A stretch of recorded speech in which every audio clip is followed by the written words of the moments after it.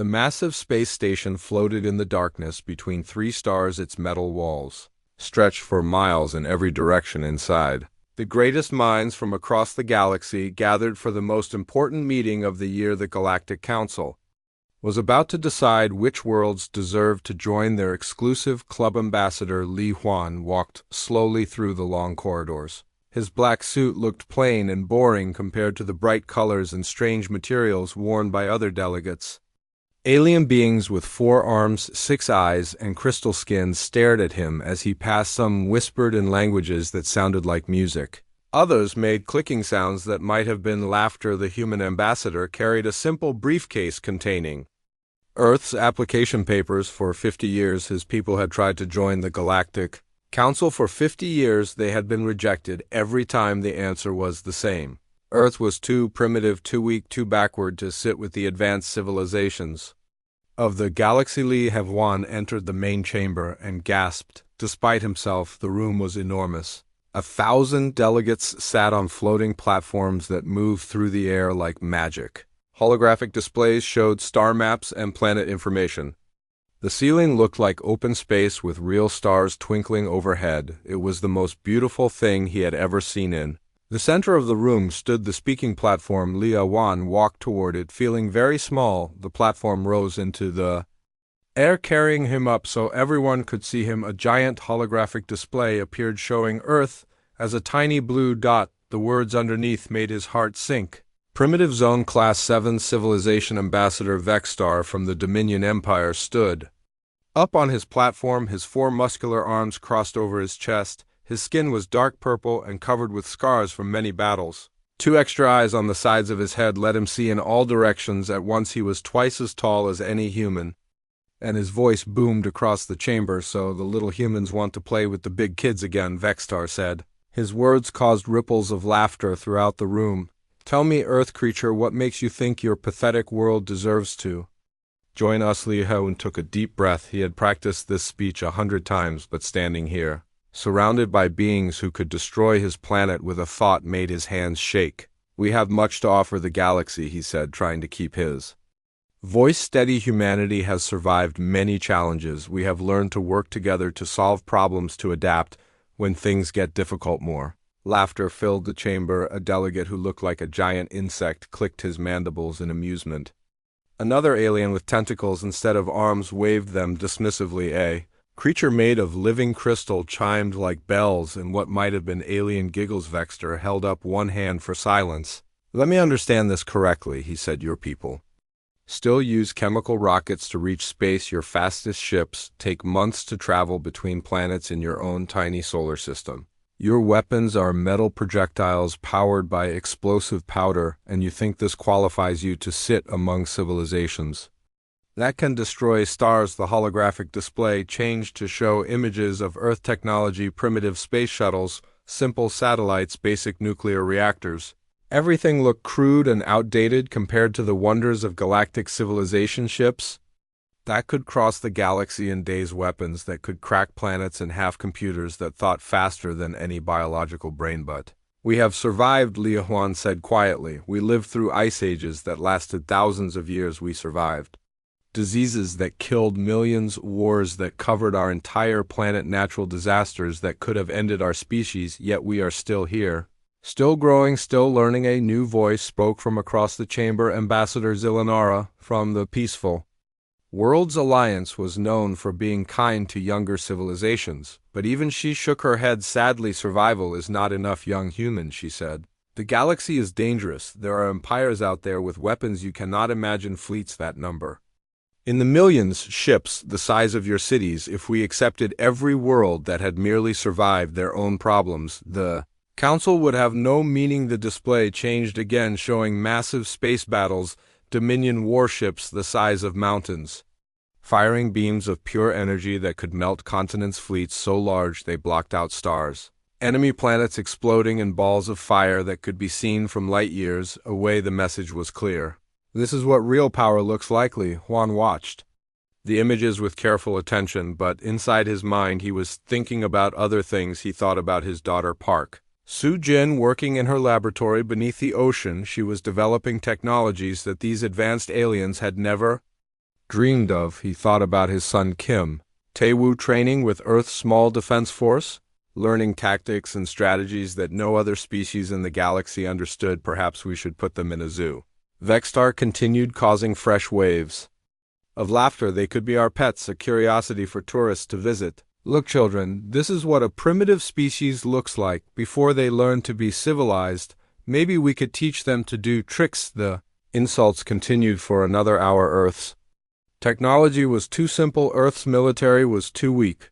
Earth's people were too divided. Earth had nothing to offer the galaxy except entertainment value. Some delegates suggested using Earth as a testing ground for new weapons. Others thought humans might make good servants for more advanced species. Through it all, Lia Huan stood quietly on the speaking platform. His face showed no anger, no fear, no embarrassment. He had heard all of these insults before. Every diplomat who came before him had faced the same mockery, but Lia Huan knew something the galaxy did not back on Earth. Hidden beneath the oceans and inside hollowed-out asteroids, human scientists were working on projects that would change everything. The galaxy thought Earth was weak because humans used chemical rockets and metal bullets, but they had never looked deeper. They had never bothered to scan past the obvious surface technologies. They saw what humans wanted them to see. Vote was unanimous as always. Earth's application was rejected. The delegates began filing out of the chamber already, forgetting about the primitive world that had dared to ask for membership. Some made jokes about humans, others discussed dinner plans.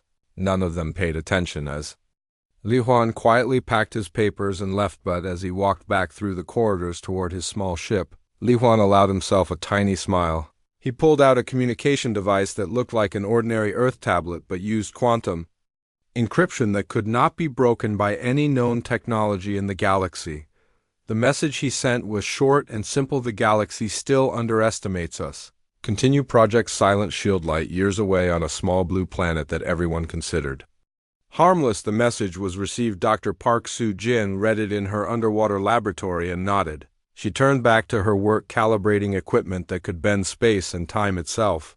Commander Kim Tae-woo received the same message in his secret base on the dark side of the moon. He looked out at the hidden shipyards where vessels unlike anything in the galaxy were taking shape. The Galactic Council had rejected Earth again, but rejection was exactly what humanity needed. The longer the galaxy ignored them, the more time they had to prepare, and when the time came to reveal what Earth was really capable of, the galaxy would learn that sometimes the greatest threats come from the places you never think to look. The biggest mistake the Dominion Empire and the Galactic Council had made was assuming that loud meant strong and quiet meant weak.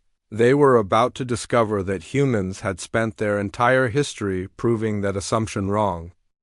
5 years had passed since Earth's latest rejection from the Galactic Council. In that time, the Dominion Empire had grown even stronger and more cruel. Emperor Thrakzon ruled from his golden throne on Nexus Prime, the capital world that controlled 3,000 star systems. His word was law across half the galaxy, and his armies crushed anyone who dared to resist. The Emperor sat in his massive throne room, studying holographic reports from across his empire. The room was built to intimidate visitors, with walls that stretched up into darkness and floors made from the compressed remains of destroyed planets. Thousands of alien skulls from conquered worlds decorated the walls like trophies. Each one represented a species that had refused to surrender. Your Majesty, General Vexstar said as he entered the chamber, bowing low.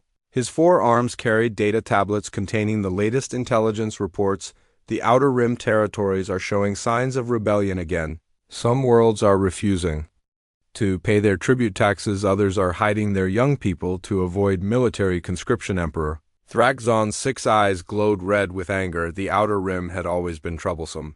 Those independent worlds thought they could resist the might of the Dominion. They needed to be reminded of their place in the galactic order. Send the 5th Fleet, he commanded, his voice echoing through the chamber. Show them what happens when worlds refuse to obey. The 5th Fleet was one of the Dominion's most feared military formations. 200 massive warships, each one capable of destroying entire cities with a single shot. The fleet was commanded by Admiral Crix, who had earned his reputation by turning 12 rebellious worlds into lifeless ashballs. He never asked for surrender. He simply arrived and began destroying everything until nothing remained. Meanwhile, on Earth, things looked exactly the same as they had for decades. Human spaceships still used chemical rockets and took months to travel between planets. Earth's military still carried projectile weapons and wore simple metal armor. The few alien scouts who bothered to scan the Sol system saw nothing that would change their opinion of humanity as a primitive backward species, but beneath the surface, everything was different. Dr. Park Soo-jin worked in her secret laboratory 3 miles under the Pacific Ocean. The facility was so well hidden that it appeared to be nothing more than an underwater volcanic vent on any scanner. Her team had grown to include 500 of Earth's brightest scientists, all working on projects that would have been considered impossible by galactic standards. We have successfully tested the quantum phase displacement system, Dr. Park Soo-jin told her colleague Dr. Yoon Min Ho as they watched data streams flowing across multiple screens. The technology allows us to move objects through parallel dimensions. We can make our ships exist and not exist at the same time. Dr. Yoon Min Ho nodded. As he monitored communications from across the galaxy, his listening posts hidden in asteroids throughout the solar system intercepted every message transmitted by alien civilizations. The Dominion just destroyed the Kepler colonies, he reported. Sadly, 2 billion civilians killed in 3 hours. They used planet cracker missiles that turned the entire world into molten rock park. Soo-jin felt her hands clench into fists. She had spent her childhood learning about the beautiful diversity of life in the galaxy. Now she watched as the Dominion systematically exterminated entire species for the crime of wanting freedom. Her quantum displacement technology could have saved those people if it had been ready in time. In orbit around Earth, Commander Kim Tae-woo trained his pilots in the hidden military station that appeared to be nothing more than space debris. The facility was disguised so perfectly that Dominion scouts had flown right past it dozens of times without detecting anything unusual inside. 300 of Earth's best pilots practiced maneuvers that no other species would understand. Human warfare was different from galactic warfare. Other species relied on massive ships, overwhelming firepower, and brute force. Tactics humans had learned through thousands of years of conflict that victory often went to the clever rather than the strong. They used deception, misdirection, and sacrifice to achieve goals that seemed impossible today. We practiced the ghost formation, Kim Tae-woo told his pilots as they climbed into their sleek black fighters. The ships looked primitive from the outside with simple rocket engines and basic metal hulls, but inside they contained technology that could bend the laws of physics. Remember, the enemy cannot hit what they cannot see, and they cannot predict what they do not understand. The pilots launched from the hidden station and began their training exercises. To any observer, they would have appeared to be simple patrol craft conducting routine maneuvers, but these pilots were practicing techniques that would allow them to appear and disappear at will, to strike from impossible angles, and to coordinate attacks across vast distances without any detectable communication back. On Nexus Prime, General Vextar received reports from the Fifth Fleet as they approached the Outer Rim territories. The rebellious worlds had no significant military forces and no advanced defensive systems. The campaign would be over in days, with millions of civilians dead and entire civilizations wiped from existence. The first target was a peaceful world called Haven that had refused to send its children to serve in Dominion armies.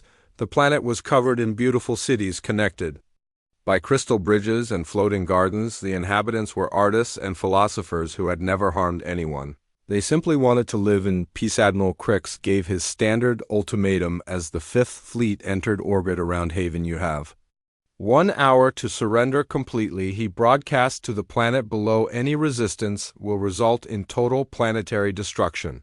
Your choice is simple: submit or die. The people of Haven had no weapons capable of harming Dominion warships. Their only defense was a planetary shield that might stop a few missiles but would be useless against the concentrated firepower of 200 battlecruisers. They sent a desperate message to the Galactic Council begging for help, but everyone knew the Council would do nothing. The Dominion was too powerful to challenge. As Admiral Crix prepared to begin the bombardment, his sensors detected something strange. Space around his fleet seemed to be fluctuating in ways that made no sense. Energy readings were spiking and dropping randomly. Some of his ships reported brief contacts that appeared and disappeared too quickly to track. What is that? Admiral Crix demanded as he stared at the sensor displays. Something is out there, but our computers cannot get a lock on it. It's like shadows moving through space. The fleet's science officer ran every scan she could think of, but found nothing that made sense. The disturbances seemed to be getting stronger and more frequent, but there was no identifiable source. It was as if space itself was becoming unstable around the moon. To the Dominion forces, Dr. Park Soo-jin and her team were conducting their first real-world test of the quantum displacement system. Hidden human ships were moving in and out of normal space, creating the strange readings on Dominion sensors. The test was working perfectly. The enemy could detect that something was happening, but they had no idea what this is. Just the beginning, Dr. Park Soo-jin whispered as she watched the Dominion fleet through her quantum sensors. Soon they will learn that the galaxy has a new protector, and they will discover that sometimes the most dangerous enemy is the one you never see coming. The stage was set for a confrontation that would change the galaxy forever. But first, the Dominion would learn that their reign of terror was about to end in ways they could never imagine. The news traveled across the galaxy faster than any ship could fly. Within hours, every civilized world knew the impossible truth: the Dominion's fifth fleet had vanished completely. 200 of the most powerful warships ever built had simply stopped existing somewhere between the Haven system and their next target. No wreckage, no distress signals, no trace that they had ever been there at all. Emperor Thraxon stood in his war room, staring at the empty star charts where his fleet should have been. His 6 eyes burned with rage and confusion as his generals scrambled to find explanations. How does an entire fleet disappear? He roared, his voice shaking the crystal windows. Fleets do not just vanish into nothing. Someone must have destroyed them. General Vextar studied the reports with growing alarm. The last transmission from Admiral Crix came from the Arcturus system at exactly 1400 hours Galactic Standard Time. He reported everything normal. No enemy contacts, no unusual readings. Then nothing. Complete silence, as if the entire fleet had been erased from existence. Send the 7th Fleet to investigate. Emperor Thraxon commanded, pointing at the star map with one of his clawed fingers. Find out what happened to my ships. Find the enemy who dares to challenge the Dominion, and when you find them, burn their worlds to ash. But even as the orders went out, doubt crept into the minds of Dominion commanders. How do you fight an enemy you cannot see? How do you prepare for weapons that leave no evidence? How do you defend against tactics that make no sense according to everything they knew about warfare? Light years away in her hidden laboratory beneath Earth's ocean, Dr. Park Soo-jin watched the galaxy's reaction with quiet satisfaction. The Ghost Protocol had worked even better than her team had hoped. The quantum displacement technology had created what she called void pockets, areas of space where matter simply ceased to exist on a molecular level. No life signs detected, reported her assistant Lee Na-yoon as she monitored the aftermath. The quantum dissolution was complete. The enemy fleet was not destroyed in the traditional sense. It was simply removed from reality at the atomic level. There is no wreckage because there is nothing left to leave wreckage. Dr. Park Soo-jin felt a mixture of triumph and sadness. The Dominion ships had contained 50,000 soldiers who were now gone forever. But those same soldiers had been on their way to murder billions of innocent civilians on peaceful worlds. Sometimes justice required terrible choices, and she had made the hardest choice of all. Commander Kim Tae-woo received the news at his secret base on the dark side of Earth's moon. His pilots gathered around him as he explained what had happened. The first phase of their plan was complete. The galaxy's most feared military force had learned that they were not invincible. But this is just the beginning, he told his assembled pilots. The Dominion has dozens of fleets scattered across half the galaxy. They will not give up after losing just one. We must be prepared for their retaliation, and we must make sure our next strike sends an even clearer message. The reaction across the galaxy was immediate, and chaotic worlds that had been planning rebellion against the Dominion suddenly went quiet, wondering if mysterious protectors were already fighting their battles. Independent planets began forming new alliances, hoping to find safety In numbers, trade routes that had operated for centuries shut down overnight as merchants feared encountering whatever force had destroyed the Fifth Fleet on. The Galactic Council Station Ambassador Valthera called an emergency session. Representatives from hundreds of worlds gathered to discuss the crisis that was shaking the foundation of galactic civilization. If the mighty Dominion could lose entire fleets without explanation, what did that mean for everyone else? We must consider the possibility, said Ambassador Zilnara from the Peaceful Worlds Alliance, that a new power has emerged in the galaxy, someone or something with technology far beyond our understanding. The question is whether this force is friend or enemy to peaceful civilization's ambassador. Li Wan sat quietly in the back of the chamber, listening to the speculation and fear in the voices around him. None of the delegates suspected that the answer to their questions was sitting right there among them: Earth's application for council. Membership had been rejected so many times that most representatives had forgotten. Humans existed. Meanwhile, Emperor Thraxon's paranoia grew stronger with each passing hour. He ordered every Dominion facility to go on maximum alert. Every ship was equipped with the most advanced sensors available. Every planet deployed additional defensive systems. But deep down he knew that conventional defenses might be useless against an enemy who could make fleets disappear without a trace. The Seventh Fleet arrived at the Arcturus system 3 days later and found absolutely nothing. The space where the Fifth Fleet had vanished showed no signs of battle, no energy residue, no gravitational disturbances. It was as if 200 massive warships had simply been edited out of reality by some cosmic force admiral. Hex Zor commanded the Seventh Fleet, and he was known throughout the Dominion for his tactical brilliance. He had won victories against impossible odds and earned the fear of 1,000 worlds, but as he studied the empty space where his comrades had died, he felt something he had never experienced before: genuine terror. Deploy every scanner we have, he ordered his science teams. I want deep space analysis, quantum resonance detection, and temporal displacement monitoring. If there is anything unusual about this area of space, I want to know about it. The scans revealed nothing. Earth's quantum displacement technology operated on principles that Dominion science had never discovered. Their sensors could detect energy and matter and gravitational fields, but they could not detect the manipulation of space. Time itself, the void pockets, were invisible to every detection method the galaxy possessed. Back on Earth, Dr. Park Soo-jin prepared for the next phase of her plan. The Dominion would send more fleets to investigate, and each one would meet the same fate. The galaxy needed to understand that the age of tyranny was ending, even if they did not yet know who was ending it. Dr. Yun Min Ho monitored communications across the galaxy and reported growing chaos. 17 worlds have declared independence from the Dominion, he said, studying the data streams. 30 more have stopped paying tribute taxes. The Dominion's grip on their empire is weakening with each fleet that disappears. Perfect, Park Soo-jin replied as she calibrated her quantum displacement generators for another test. Soon the galaxy will be free from the Dominion's cruelty, but first we must make sure their military power is completely broken. Send word to Commander Kim Tae-woo. It is time for Phase 2 of our operation. The galaxy held its breath, waiting to see what would happen next. Some worlds prepared for war, others tried to hide in the depths of space, hoping to avoid whatever force was hunting Dominion fleets.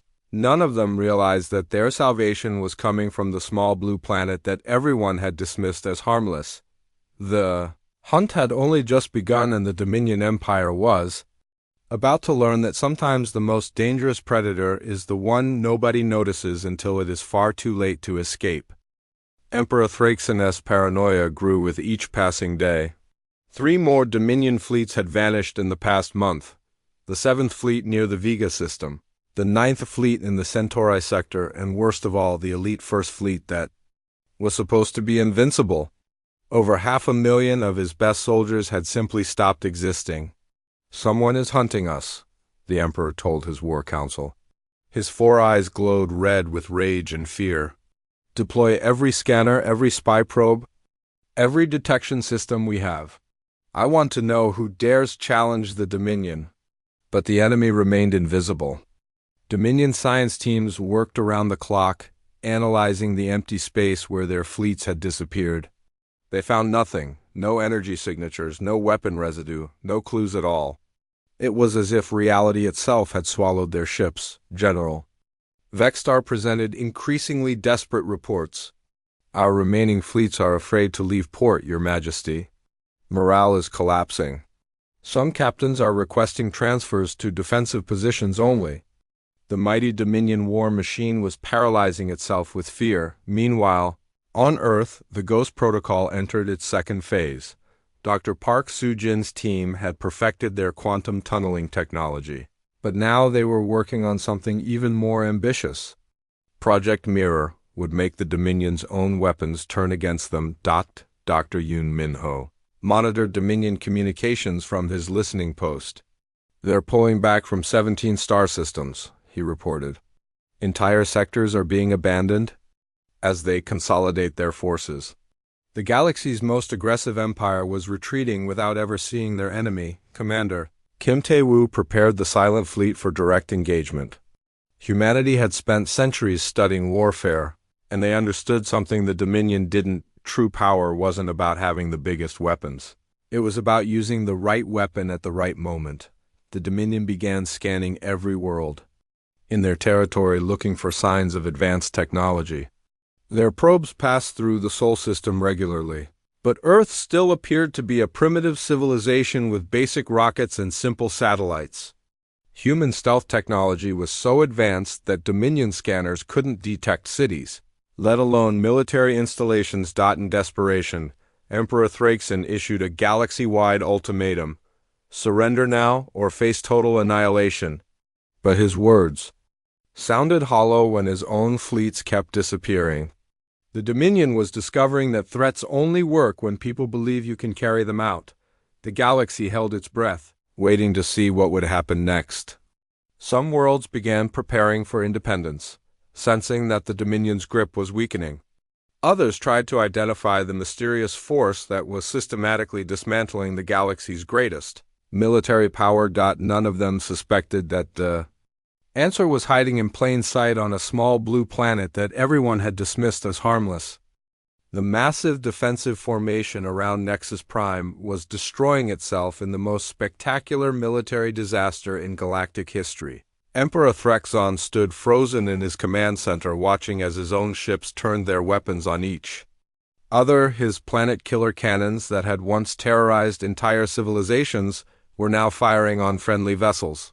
The machines have gone insane, screamed Admiral Corvex as his flagship's main battery destroyed 3 Allied cruisers. Our weapons will not obey us. The targeting systems are selecting our own ships as enemies. I cannot regain control, General. Vextar ran from console to console, trying desperately to understand what was happening. Every ship in the fleet was reporting the same impossible situation. Their weapon systems had become hostile, their shields were failing randomly, and their navigation computers were sending them into collision courses with other Dominion vessels. Your Majesty, we must evacuate the capital, he shouted. Over the chaos filling the command center, whatever force is attacking us has turned our own technology against us. We cannot fight an enemy that controls our weapons better than we do. But Emperor Thraksin refused to accept what he was seeing. This is impossible, he roared, his 6 eyes blazing with rage and terror. No primitive species could defeat the might of the Dominion.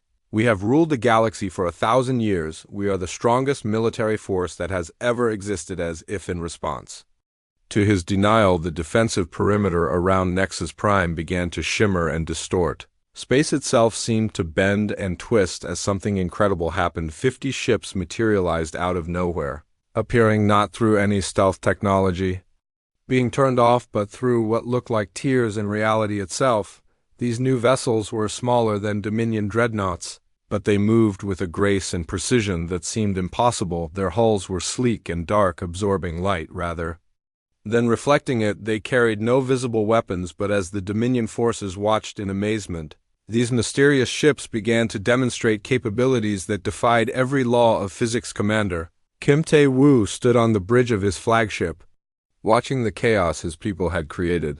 The Silent Fleet had finally revealed itself, using quantum phase-shifting technology to emerge from parallel dimensions directly into normal space. The Dominion sensors had never detected them because Technically, they had not existed in this reality until this moment. This is Commander Kim Tae-woo of the Earth Defense Force. He broadcast on all frequencies, "Your empire has committed crimes against innocent civilizations across the galaxy. Your reign of terror ends today. Surrender immediately, and we will show mercy to those who yield." The response from the Dominion fleet was exactly what he had expected.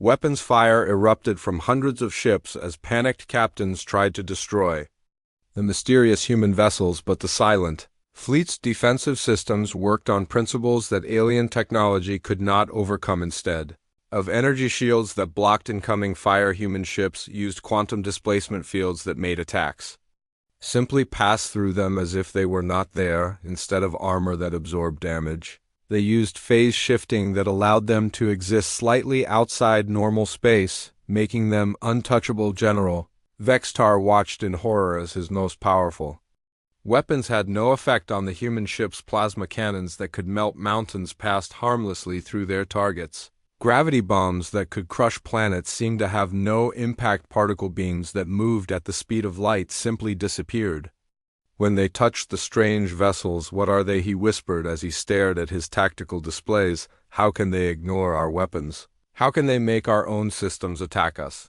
This is not possible according to any science we understand." But humans were just getting started. Dr. Park Soo-jin activated the final phase of Project Mirror, sending new signals through the quantum entanglement links she had created. Every Dominion ship in the defensive formation received commands that their computers interpreted as legitimate orders. Suddenly, the massive fleet began an elaborate dance of destruction. Ships that had been allies for centuries opened fire on each other with devastating effect. Captains who had served together for decades watched helplessly as their vessels betrayed them. Navigation systems that had guided ships safely across the galaxy now steered them into deadly collisions. The carnage was made worse by the fleet's enormous size, with over 3,000 ships packed into a defensive sphere around Nexus Prime. There was nowhere to run when the shooting started. Ships exploded in chains of fire that consumed their neighbors. Debris from destroyed vessels became deadly projectiles that tore through other ships. Emperor Thraxon activated his final weapon in desperation. The planetary defense system built into Nexus Prime itself was designed to crack worlds in half by destabilizing their cores. It had never been used because the destructive force was so enormous that it would kill everyone on the planet, including the Emperor himself. But Project Mirror intercepted this command as well and reversed it. Instead of firing outward at attacking enemies, the weapon turned inward toward the planet's own core. The massive energies that were meant to destroy enemy worlds began eating away at Nexus Prime from within. The planet has 6 hours before core collapse announced the evacuation warnings that began broadcasting automatically. "This is not a drill. All personnel must evacuate immediately.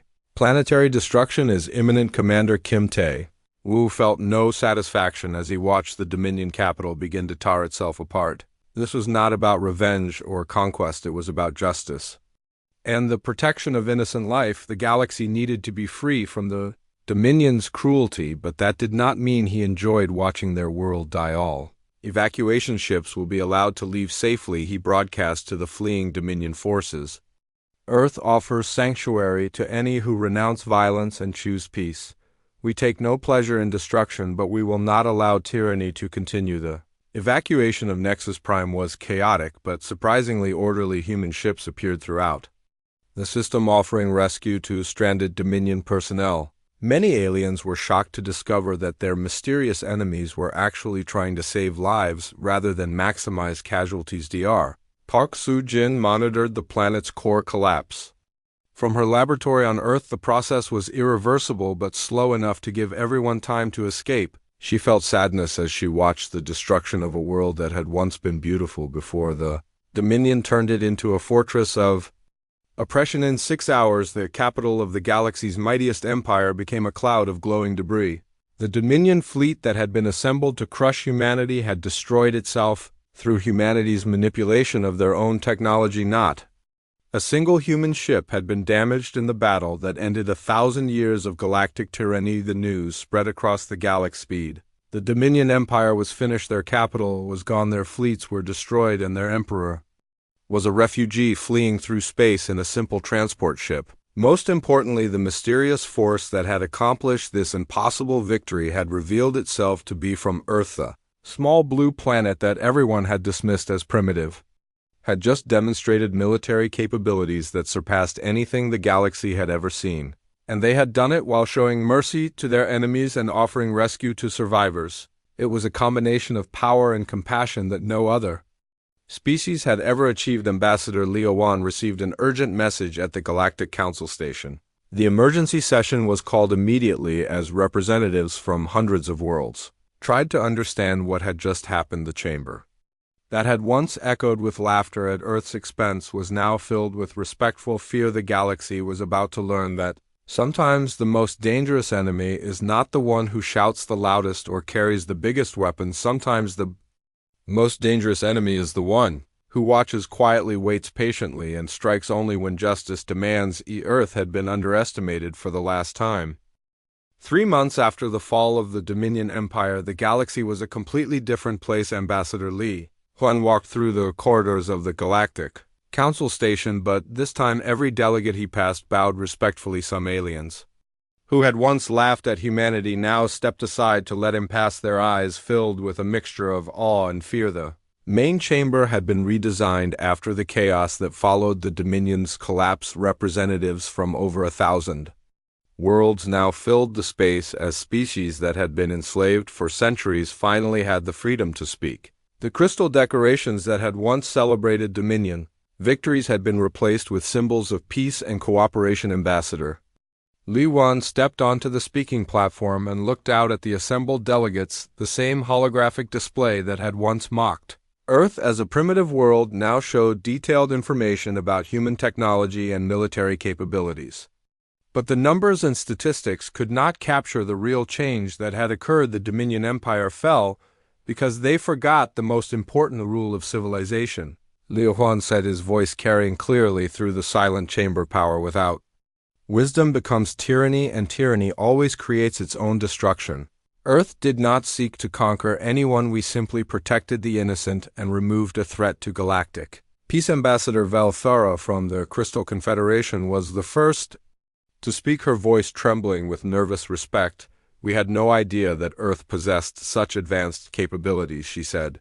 Your application for council membership is approved unanimously. We would be honored to have humanity join our leadership. Other delegates nodded quickly, afraid to disagree. The galaxy had learned that the quiet species from the small blue planet could make entire fleets disappear and turn the most powerful weapons against their owners.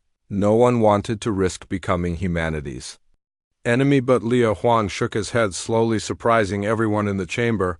Earth no longer needs membership in this council, he said calmly. We are creating something better, a true alliance of worlds based on cooperation, not domination. Any species that chooses peace over conquest is welcome to join us. The reaction was immediate. Several dozen delegates rose from their seats, asking to hear more about this new alliance. The old Galactic Council had been dominated by the strongest military powers, with weaker species forced to accept whatever terms they were given. But humanity was offering something different, an organization where every world would have an equal voice. Meanwhile, across the galaxy, the effects of the Dominion's fall were being felt everywhere. Dr. Park Soo-jin's quantum technologies were being shared freely with peaceful civilizations. Worlds that had been cut off from galactic trade for centuries suddenly found themselves connected by transportation networks that could cross vast distances in hours instead of months. On the former Dominion world of Kepler 7, where billions had died in the Empire's final rampage, human medical teams worked alongside local survivors to rebuild their civilization. The quantum displacement technology that had once been used as a weapon was now creating new cities and healing damaged ecosystems. Dr. Yunmin Ho had established communication networks that allowed every species in the galaxy to talk to each other without interference.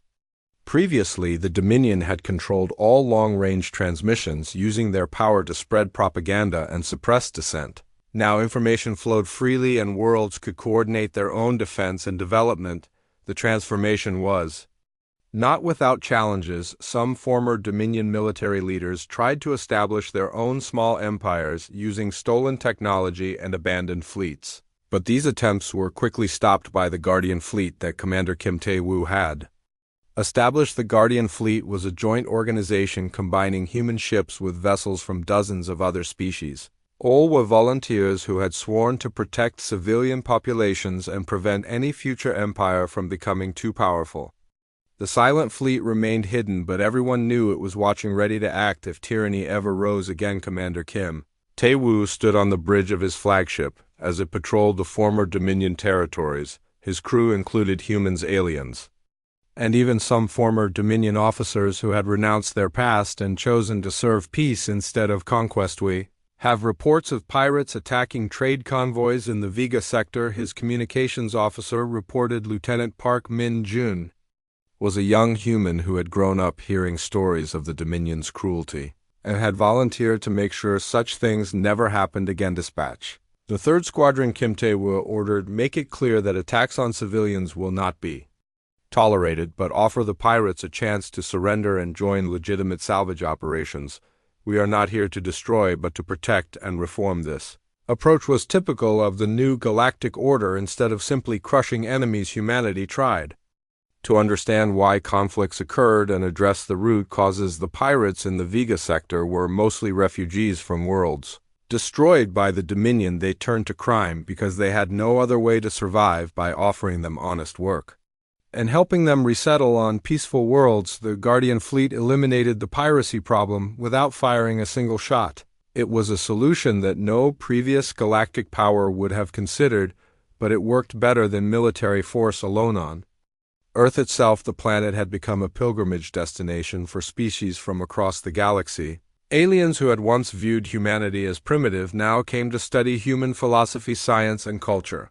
They wanted to understand how such a seemingly weak civilization had developed such incredible capabilities. The secret was not in any single technology or weapon. It was in the human approach to problems. While other species looked for the strongest solution, humans looked for the smartest solution. They had learned through millennia of conflict that victory often went to those who could adapt, think creatively, and work together. Park Soo-jin now led the Galactic Science Consortium, bringing together researchers from hundreds of worlds to solve the galaxy's greatest challenges. Disease, poverty, environmental destruction, and resource scarcity were being addressed through cooperation rather than conquest. We have developed quantum replication technology that can create unlimited food supplies, she announced at a research conference attended by scientists from across the galaxy. Energy shortages are being solved through dimensional tapping systems that draw power from parallel universes. No world needs to go hungry or dark ever again. Transformation extended beyond technology to culture and philosophy. The galaxy had been dominated for so long by species that believed in survival of the strongest that they had forgotten